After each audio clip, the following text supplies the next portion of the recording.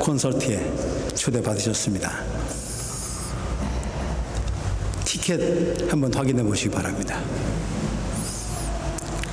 그냥 공짜로 입장하신 분들 안 계십니까? 예, 여러분들 다 티켓 받으셨고 또 특별한 초대를 받으신 분들입니다. 하나님을 향한 우리의 믿음, 그분의 사랑과 은혜를 향한 우리의 고백들, 간증들, 여기 모인 우리들 가운데 그런 것 없는 사람 아무도 없을 것입니다. 하나님 나라 콘서트 초대받을 수 있는 자격과 기쁨 있다고 생각합니다. 오늘 우리는 여기 이렇게 살아서 하나님을 예배하고 또 기도하고 우리 교우들 간에 교제를 나누고 이렇게 살아가고 있습니다만, 우리가 여기 이 땅에서의 삶을 다한 뒤에 죽은 다음에도 우리의 몸이 죽으면 기도도 더 하지 못하게 될 것이고 설교도 더 하지도 못하고 듣지도 못하게 될 것입니다. 그러나 죽은 뒤에도 우리 곁을 이미 떠난 죽은 사람들과 함께 계속해서 할 수 있는 것이 무엇입니까?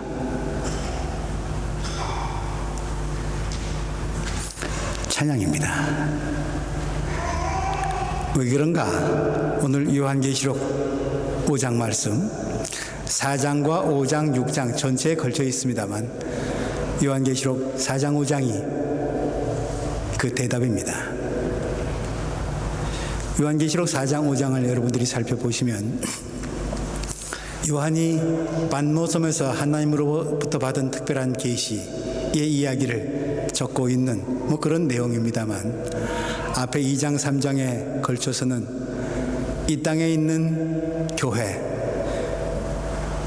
바른 교회, 건강한 교회가 되고자 하지만 그럼에도 불구하고 여전히 부족할 수밖에 없는 결격 사유가 있는 온전하지 못한 교회 공동체를 향해서 성령이 교회에게 하시는 말씀을 들을지어다 라고 하는 사랑의 권고와 채찍이 아시아에 있는 7교회를 향해서 성령께서 말씀하신 뒤에 이어서 요한계시록 4장 5장에는 하나님 나라에서 드려지는 예배의 모습이 그려지고 있습니다. 말하자면 이 땅의 불완전한 교회가 그 불완전함과 건강하지 못함을 다 극복하고 이겨낸 완전한 예배, 그 예배의 모습이 어떤 것인지 4장 5장에서 그려지고 있다, 그렇게 볼 수 있겠죠. 그 하늘에서 드려지는 예배의 주된 장면은, 아니 전체를 차지하고 있는 예배는 하나님을 찬양하는 것입니다. 오늘 우리가 함께 읽은 말씀, 나는 또 하늘과 땅 위와 땅 아래와 바다에 있는 모든 피조물과 또 그들 가운데 있는 만물이 이런 말로 외치는 소리를 들었습니다. 하늘 보좌에 앉으신 분과 어린 양께 찬양과 존귀와 영광과 권능을 영원 무궁토록 받으십시오. 그러자 내 생물들은 아멘하고 장로들은 엎드려 경배했습니다. 하나님 나라에서 드려지는 예배, 찬양으로 가득 차 있습니다. 우리가 여기는 그 모습의 약간의 모습, 약간의 일부분을 흠칫 보고 있는 하나님 나라 콘서트가 열리고 있습니다만, 그 온전한 모습, 우리가 세상 마지막 날, 그리고 하나님 나라가 이 땅에 임한 뒤에 이 예배에 우리 모두 참여할 수 있을 것입니다. 그 예배는 찬양으로 가득 차 있습니다. 이처럼 우리가 우리 삶이 끝난 뒤에도 영원히 계속될 수밖에 없는 찬양, 오늘 우리 성가대 헌신 예배가 이 찬양을 자기의 온 몸과 마음과 정성을 다해서 헌신하는 마음으로 드리고 있습니다. 그리고 오늘 연주되는 공명은 글로리아, 영광입니다. 영광 받으시기에 합당하신 분, 오직 한 분, 그분 또 드러내고 있습니다. 헌신 예배에 아주 적합한 주제곡이라고 생각이 듭니다. 어저께 우리가 이거 베를린 땅에 있는 동아시아의 교회 공동체, 중국, 일본, 한국, 이 공동체들이 함께 모여서 예배를 드렸습니다. 우리 성가대와 찬양팀이 함께 예배에 큰 몫을 맡아서 귀한 수고를 맡아주셨는데, 성가대가 부른 찬양 가운데 한 곡이 Amazing Grace였습니다. 나 같은 죄인 살리신, 찬송가 305장이죠. 이 찬송을 쓴 뉴턴이라고 하는 작사자, 그 작사자의 삶에 얽힌 이야기가 참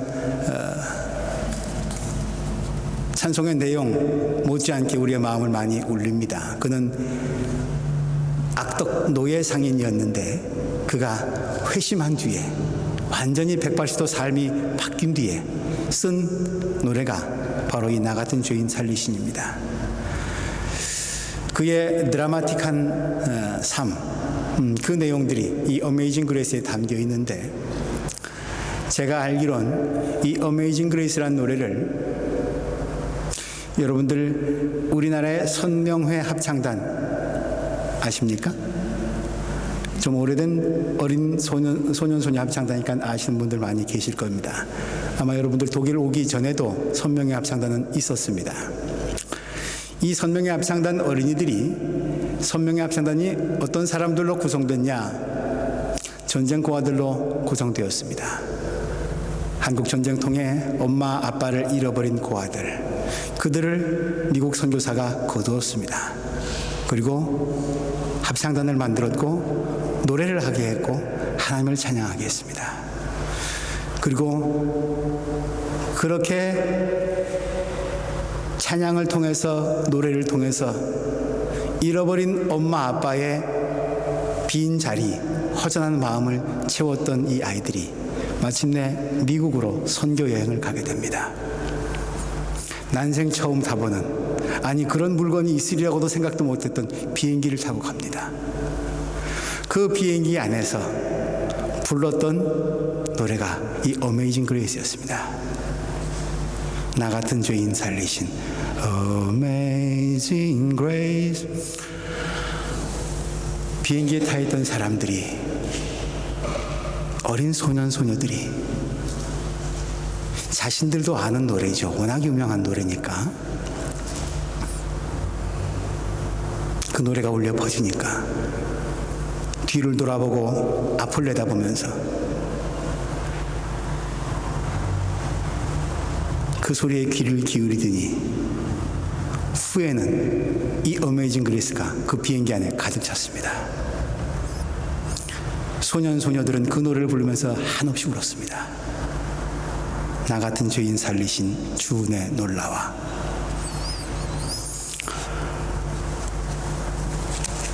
이 어메이징 그레이스 어제 우리 성가대가 3개국어로 불렀습니다. 해당되는 국가의 교우들이 너무 갑작스러운 일인지라 금방 다 알아듣지는 못했을런지 모르지만 우리 성가대원들 일본어로, 중국어로, 그리고 한국어로, 물론 좀 여유가 더 있었더라면, 시간적인 여유가 있었더라면 잘하는 독일어와 영어로도 능히 다 했을 것입니다. 말하자면 4개국어, 5개국어로 다 그 노래를 부른 거죠. 지금은 우리가 성령 강림절 기간을 보내고 있습니다. 사도행전 2장 말씀을 보면 성령 강림의 역사가, 그리고 그 징표가 무엇으로 나타났는가? 많은 무리들이 서로 각기 다른 나라로부터 왔는데, 그래서 언어가 달라서 참 서로 소통하기가 어려웠는데, 소통을 가능케 한 역사, 그것이 성령의 역사였습니다. 알아들을 수 있는 말로 그들이 이야기를 하기 시작했습니다. 우리 성가대가 친히 중국 개마인들에게, 일본 개마인들에게 그들이 알아들을 수 있는 언어로 얘기했듯이 말입니다. 그리고 무슨 얘기를 했냐? 하나님께서 내게 베푸신 큰 일을 알아들을 수 있는 방언으로 얘기하기 시작했습니다. 그것이 오순절 성령 강림의 사건이었습니다. 하나님이 내게 베푸신 큰 일. 오늘 시편 150편 기자는 이렇게 노래합니다. 주께서 위대한 일을 행하셨으니 주님을 찬양하여라. 하나님이 나에게 베푸신 일, 그것을 알아들을 수 있는 말로 이야기한 것. 그래서 그 감격이 터져나온 현장, 그것이 오순절 성령 강림 사건의 현장이었습니다. 어제 우리가 드린 예배 가운데서는 우리 성가대가 알아들을 수 있는 말로, 말하자면 오순절 성령 강림의 날에 있었던 것 같은 그런 방식으로 하나님의 구원 사건을 노래했습니다. 글쎄요, 중국 개마인데나 일본 개마인데 독일 개마인데도 놀랐겠습니다만 우선 앞에 앉아 있었던 제가 전율했습니다. 전 성가대가 그렇게 준비한 줄은 몰랐었습니다. 제가 막 소름이 돋았습니다. 얼마나 발음이 중국어가 유창했는지 일본어가 정확했는지 저는 잘 모릅니다. 어색했을 수밖에 없겠죠. 그러나 그렇게 남을 향해서 열려진 마음, 성령의 역사입니다. 우리가 하나 될 수 있다고 하는 길을 여시는 분, 성령이십니다. 그리고 그분의 이끄심에 순종했다고 하는 것, 우리 다 성령 체험한 사람들입니다. 어제는 그런 예배의 현장이었습니다. 일본말로 하는 노래, 영어로 하는 노래, 독일어로 하는 노래, 저 내용 잘 못 알아듣습니다. 그러나 대중가요에서, 방송에서 흘러나오는 영어 노래, 독어 노래, 중국 노래는 제가 못 알아들을지라도 예배 가운데서 또 하나님을 믿는 무리들이 하는 노래는 그 가사를 못 알아들을지라도 뭘 노래하고 있는지 느낌이 옵니다. 이거는 언어가 없이도 말 뜻을 언어를 모를지라도 말 뜻을 알아들을 수 있다고 하는 아주 신비한 사건 중에 하나라고 생각합니다.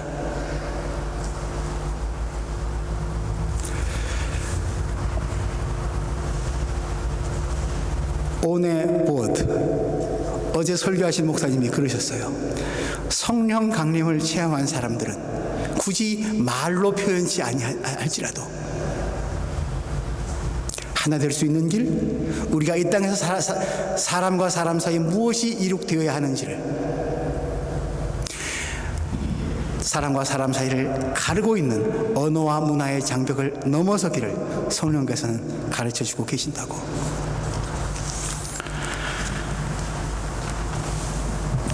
그래서 그랬는지 어메이징 그레이스의 마지막 절은 우리 성가대가 허밍으로 했습니다.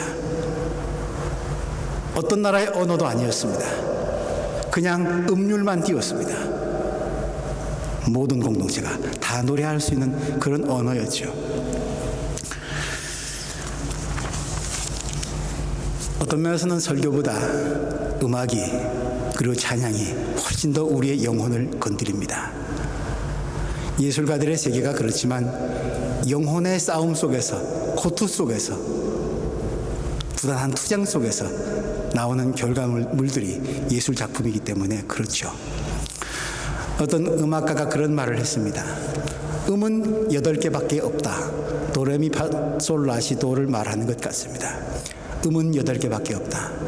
그래서 우리는 그것을 아주 조심스럽게 다루어야 한다. 8개밖에 없으니까. 80개, 800개, 8000개 이렇게 많은 게 아니라 8개밖에 없으니까 얼마나 하나하나가 소중하겠습니까? 그 소중한 8개밖에 없는 음들을 길이와 높이, 숨과 박자를 조절해 가면서 알맞은 위치에 배열하는 일, 음악가들이 하는 일입니다. 아주 조심스럽게, 정성스럽게. 그렇게 배열한 음들이니까 우리의 영혼을 울리겠죠. 그래서 저는 생각을 해봅니다. 세상에 참 음악이 많은데 우리의 영혼을 건드리는 음악, 어떤 음악도 8개밖에 없는 음을 다 가지고 만들어진 것이기 때문에 영혼 속으로, 우리 마음 속으로 다 침투해 들어올 수 있습니다. 그런데 어떤 것은 우리가 육신을 위한 밥을 먹을지라도 건강에 해로운 것이 있고 유익한 것이 있는데, 어떤 것은 과잉 섭취하면 건강에 이상 신호가 생기고, 그래서 뭘 자꾸 보충도 해주고 그래야 되는데, 우리 육신의 몸을 위해서는 그런저런 것들을 참 열심히 잘 하고 있는데, 우리 영혼의 건강을 위해서 영혼을 건드리고 있는 음악이라면 그 음악도 잘 분별해서 들어야 되지 않겠는가.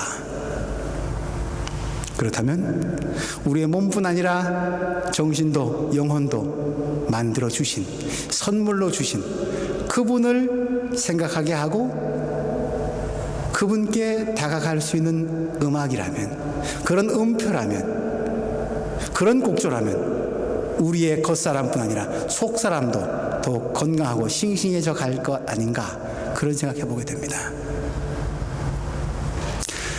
그런 면에서 우리가 예배를 통해서, 찬양을 통해서 하나님께 나아가는 이 찬양, 음악,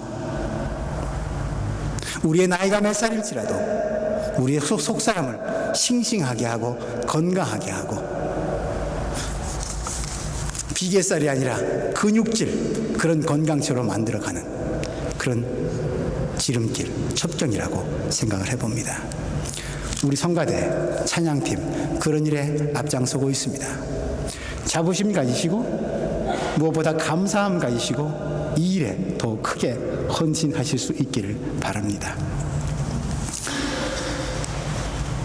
오늘 시편 150편은 우리가 이렇게 우리의 영혼을 건드리는 음악을 하나님을 찬양하는 쪽으로, 그렇게 우리가 길을 분별하고 그렇게 하나님을 노래해야 하는 이유가 무엇인지를 알려주고 있습니다. 우리가 왜 하나님을 찬양해야 되는지, 하나님을 찬양하는 방법은 어떤 것인지, 또 하나님을 찬양하는 장소는 어디인지, 하나님을 찬양해야 될 사람들은 어딘지,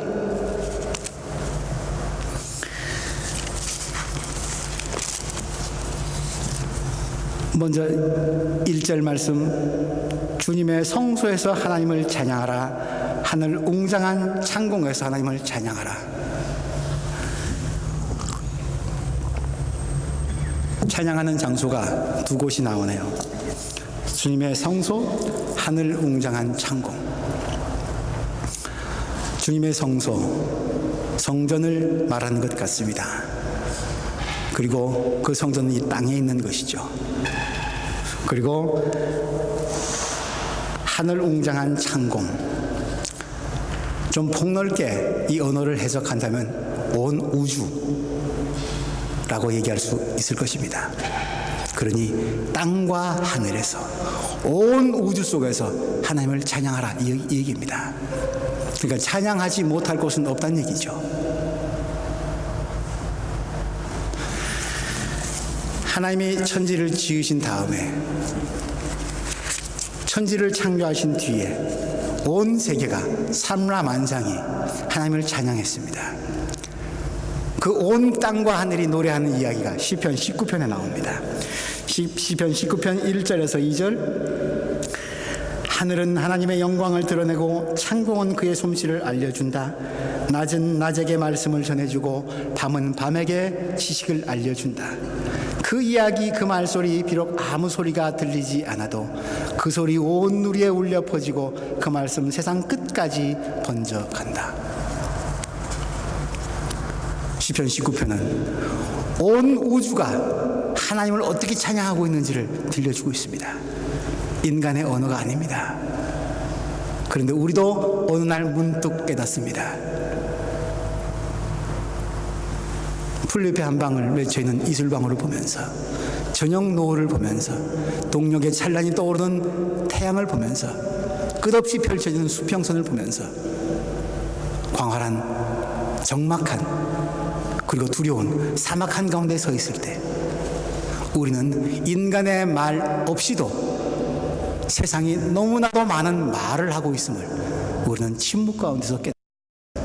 그게 진짜 언어입니다. 창조하신 뒤에, 하나님이 세상을 창조하신 뒤에 온 세계는 그렇게 하나님을 찬양했습니다. 하늘과 땅뿐이겠습니까? 성경은 우리에게 그렇게 얘기해 주고 있습니다. 우리 몸이 하나님이 계신 성소라고, 성전이라고. 그럼 성전에서 찬양하라는 얘기는 무엇입니까?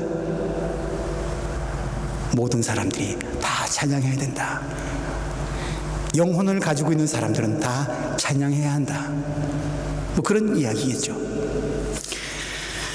2절 말씀, 주님이 위대한 일을 하셨으니 주님을 찬양하여라. 주님은 더없이 위대하시니 주님을 찬양하여라.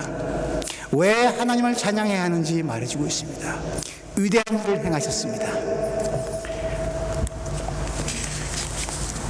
이스라엘 백성들은 자신들이 출애굽을 한 뒤에 하나님과 특별한 관계를 맺게 됩니다.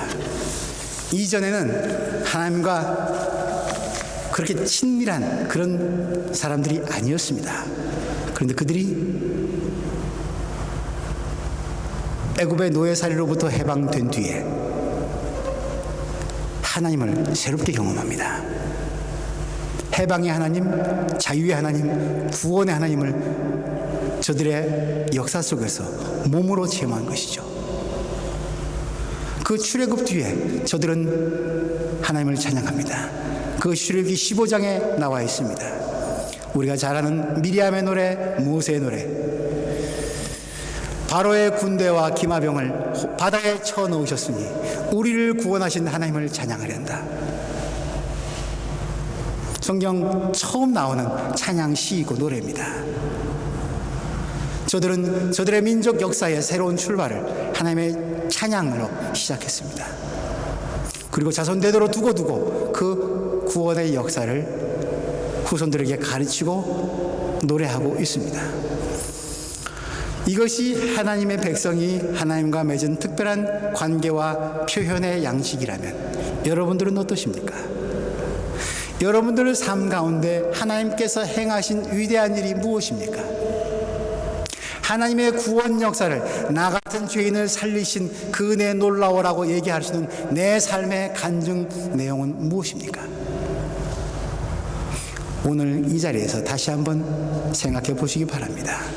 확인하시기 바랍니다.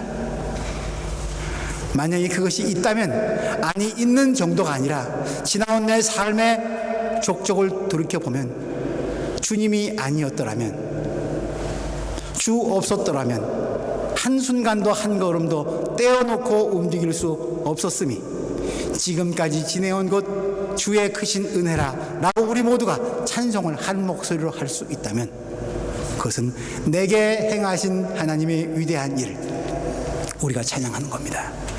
시편 150편의 시인의 노래와 같은 찬양이 되는 것이겠죠. 내게 행하신 하나님의 위대한 일,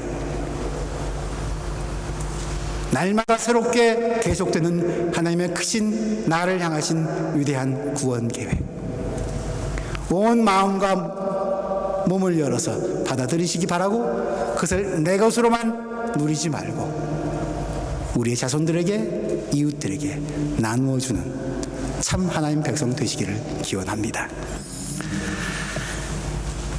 3절, 4절, 5절은 우리가 어떤 방법으로 하나님을 찬양하는지를 얘기하고 있습니다. 나팔소리, 검은고, 수금, 소구, 현금, 피리, 재금, 모든 악기가 다 동원되고 있습니다. 그리고 춤도 추라고 합니다. 말하자면 악기, 우리의 몸, 동원할 수 있는 모든 방법, 수단 방법 가리지 아니하고 모든 것들이 다 하나님을 찬양할 수 있는 소재란 얘기입니다.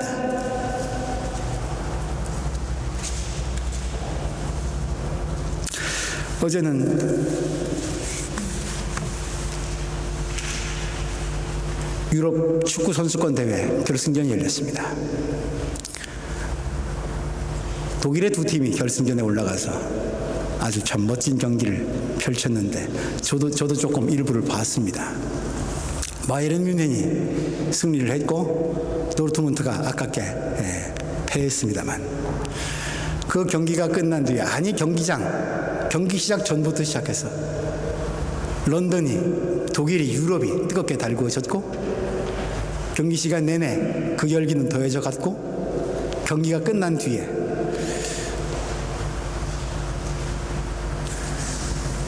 그 열기가 휩쓸고 간 자리 참 볼만하더군요.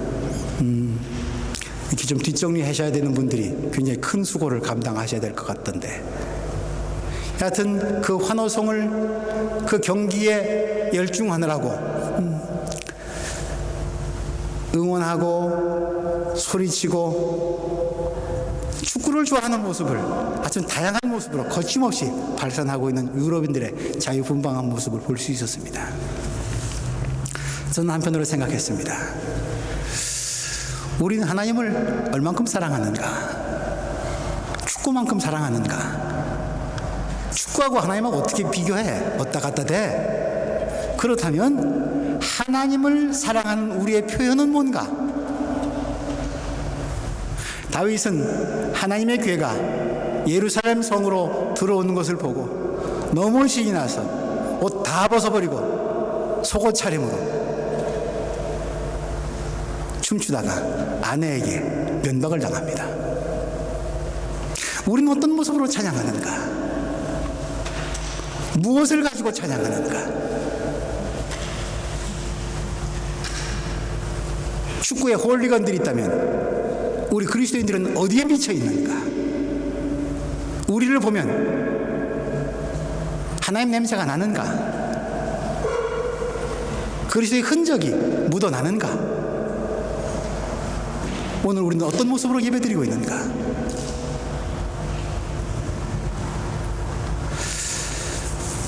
우리에게 베푸신 주님의 은혜가 그렇게 크고 주님 때문에 지금까지 살아온 것이 내 인생이라면, 하나님 앞에 나오는 예배 시간, 하나님과 교통하는 시간, 우리 너무 체면 차리고 격식 따지고 내가 세상을 살아온 방식, 그래서 적당히 이것이 안전하고 내가 존경받을 수 있는 방식이다, 내게 덜 해로운 삶의 방식이다, 익숙해진 세상 살이의 방식대로 하나님 앞에서 아무것도 없는 것들이 있는 척하고 체하면서 하나님 대하고 있지 않은가, 그런 생각합니다. 찬양의 방법은 여러 가지입니다. 소금과 재금과 소구와 제구와 나팔과 모든 악기 다 동원되겠죠. 우리의 몸뚱아리도 찬양의 도구입니다. 페니 크로스비라고 하는, 제가 찬송가를 뒤적여 보니까 한 600여 장 되는 찬송가 중에서 새 찬송가 기준으로 22곡이나 찬송 시가 올려져 있는 한 여성 작곡가가 있습니다. 페니 크로스비라고 하는 여성입니다. 제가 지난 베를린교회 협의회 연합예배 때 잠깐 말씀드린 그런 분이기도 한데, 이분 눈이 실명된 장님 작곡가입니다. 태생 장님이 아니라 어릴 때 눈병을 앓았는데 좀 이렇게 의료적인 상식에 있어서 미개했었는지 눈이 아프다 하니까 거기는 겨자를 좀 갖다 바르면 잘 나, 이런 바람에 그 깐난쟁이 눈에다가 겨자를 갖다 지디겼습니다. 그러니 그 눈이 어떻게 됐겠습니까? 후천적으로 실명되었습니다. 그런 뒤에 그는 특별한 선생님을 만납니다. 다름 아니라 어머니였고 할머니였습니다. 특별히 할머니의 교육은 그녀에게 결정적인 영향을 미쳤습니다. 할머니는 다른 교육하지 않았습니다. 성경 말씀 읽어주고, 보이지 않는 아이에게 세상이 어떤 모습으로 지어져 있는지 하나하나 마음속으로 그릴 수 있도록 알려주었고, 너의 삶 속에도, 앞을 잘 보지 못하는 너의 삶 속에도 하나님께서 뜻하신 바 있다고 그렇게 어릴 때부터 말씀으로 가르쳤습니다. 그녀가 평생 동안 작곡한 찬양곡이 8,000곡에 가깝다고 합니다.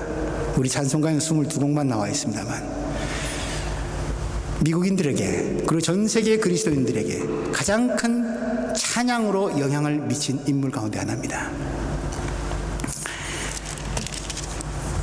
그녀가 쓴 찬양 가사 중에 이런 것이 있습니다.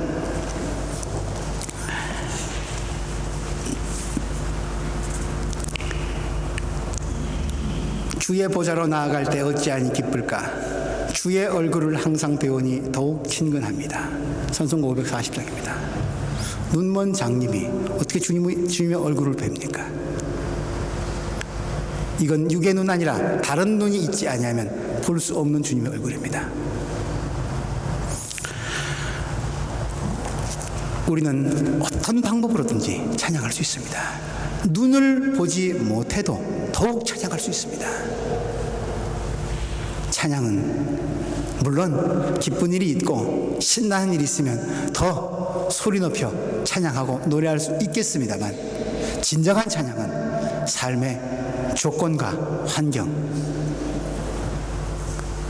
외부적인 여건에 의해서 더 크게 혹은 시시하게 결정되어지는 것이 아니라, 삶의 어떤 환경 속에서도, 조건 속에서도 그럼에도 불구하고 터뜨려지는 게 찬양입니다. 크로스비 여사가 그랬듯이 말입니다. 우리의 소고는 무엇입니까? 우리의 나팔은 무엇입니까? 어떤 삶의 환경 가운데 처할지라도 그 속에 임하는 하나님의 뜻을 헤아리면서 찬양할 수 있습니까? 오늘 성가대 헌신 예배를, 아니 우리 모두가 다 하나님을 찬양하는 성가대원들인데, 우리는 어떤 자세로 하나님을 찬양하고 있는지 묻고 있습니다. 마지막 절, 숨 쉬는 사람마다 주님을 찬양하여라. 숨 쉬는 사람마다 주님을 찬양하여라.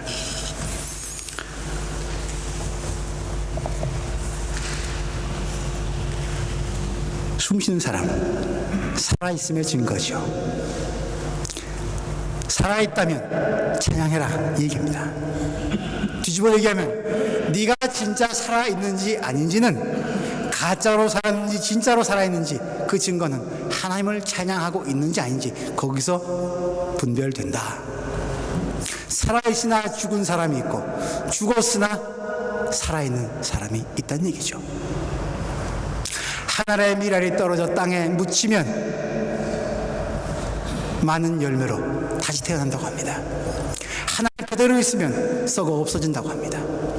하나 그대로 있는 씨앗, 살아있는 것 같으나 죽은 겁니다. 그 씨앗은 하나님이 찬양할 줄 모릅니다. 땅에 묻히지만, 십자가를 지지만, 가족과 이웃을 위해서 희생하고 아파하지만, 고통 속에서 묻히지만, 고통 가운데서 절규해도 하나님께서 못 들은 척 하시는 것만 같을지라도, 그러나 그렇게 해서 나를 묻는 사람, 드리는 사람, 그런 가운데서도 찬양을 잊어먹지 않는 사람, 그는 죽어서도 다시 사는 생명이 있는 영원한 생명의 소유자란 말입니다.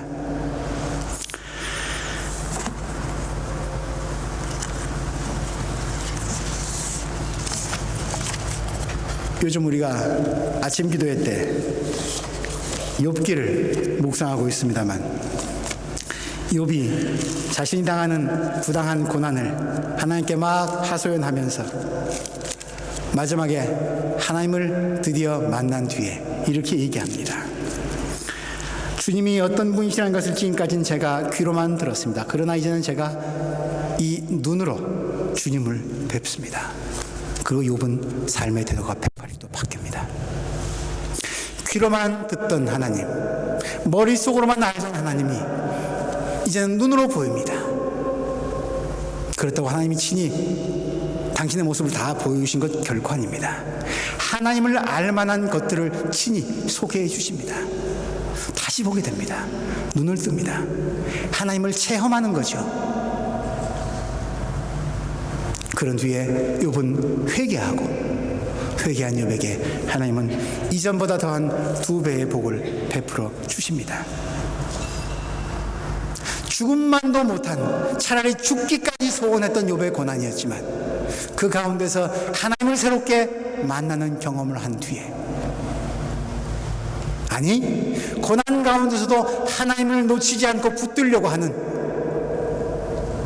부르짖는 찬양을, 절규하는 찬양을, 아파하는 찬양을 하나님께 드린 욥, 결과적으로 생명을 얻어냅니다. 이전보다 더 풍요로운 생명을 말입니다.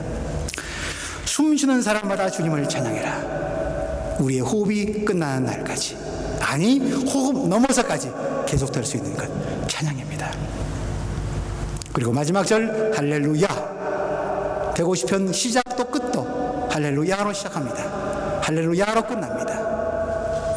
그리고 시편 150편은 전부 5권의 묶음집으로 되어 있는데 1권, 2권, 3권, 4권, 5권 각 권의 끝마디는 다 이 할렐루야 아멘으로 끝납니다. 할렐루야 아멘의 내용은 내게 임하신 하나님의 구원 사역을 찬양하는, 그것이 할렐루야이고 그것이 아멘입니다. 시편 전체가 할렐루야와 아멘으로 되어 있습니다. 그리고 우리가 살펴봤던 요한계시록 하늘 지극히 높은 곳에서 이루어지는 예배, 거기서도 하늘 천군 천사와 함께 24장로가 아멘으로 하나님을 찬양하고 있습니다. 할렐루야,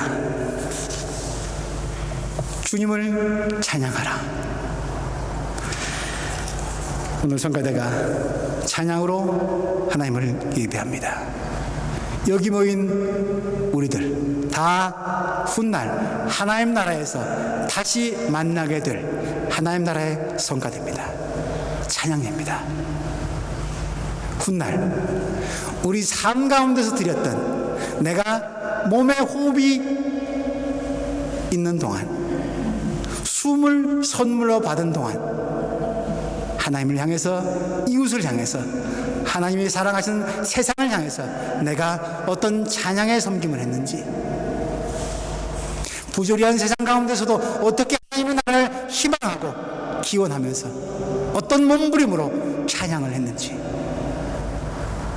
그것이 하나님께서 훗날 내 인생의 수고가 다 끝난 뒤에 어떤 모습으로 응답하고 계셨는지, 그 하나님 나라 찬양대에 섰을 때 우린 다 깨달아 알 수 있게 될 것입니다. 지금 아직 다 알진 못할지라도, 그러나 우리 날마다 새롭게 우리의 눈의 비늘을 벗겨가면서 욥처럼 하나님을 친히 뵈면서 삶의 어려운 여건 가운데서도 구원의 역사를, 희망의 손길을 끝없이 펼치고 계시는 주 예수 그리스도, 그분의 아버지 하나님을 찬양하는 일을 멈추지 않는 복된 성도들 되시기를 주님의 이름으로 기원합니다. 기도합니다. 하나님, 우리 가운데 어떻게 이렇게 하나님을 알 수 있고 깨달을 수 있고 모실 수 있는 그런 마음을 허락해 주셨는지요. 감사를 드립니다. 이 감사의 모습이 우리 더 적극적으로, 더 힘있게, 더 생기있게 하나님을 향해서 뻗어가게 하시고, 그렇게 해서 하나님으로부터 다시 받는 생의 용기와 희망이 아파하는 세상을 향해서, 어둠 가운데 있는 우리의 이웃들을 향해서 빛으로, 소금으로 다가가는 찬양의 사람들 되게 하여 주옵소서. 예수 그리스도 이름으로 기도드립니다.